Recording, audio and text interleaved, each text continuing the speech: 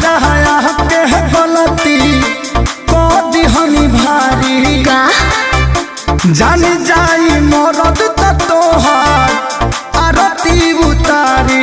का कहतर ससुर तोहरा के गलती को दिहनी भारी जान जाई मरद त तोहार आरती उतारी राज सब छुपाना तो खुल जाएगा होते फजी रे बबुआ अच्छा होते फजी रे बबुआ स्कूल जाएगा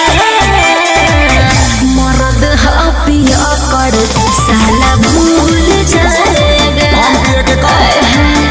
मर्द पिया कर सब कुछ भूल जाएगा कहाँ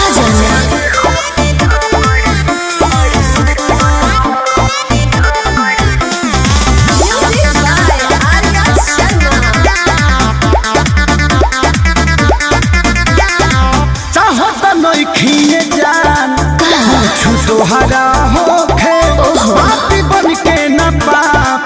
ले जाई बिढोके काहे हो झूठ फिक्र करता रहो बाजनू हो डरता रहो सब डाको के बड़ा पाता चली पंखा से झूल जाएगा होते फजी रे बबुआ होते फजी रे बबुआ ऐसा भूल जाएगा मर्द पिया कर साला भूल जाएगा मर्द पिया कर सब कुछ भूल जाएगा पहले देख के शादी ना भई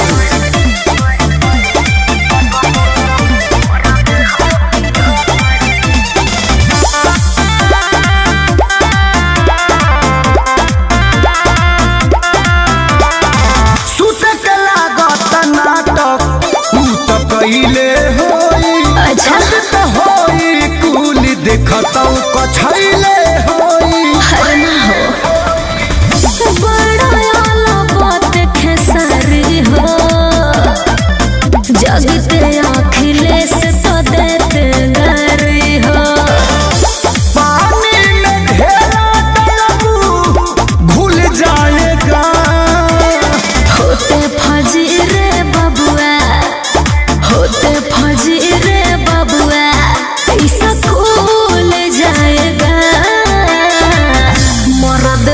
पिया कर साला भूल जाएगा मर्द पिया कर सब कुछ भूल जाएगा।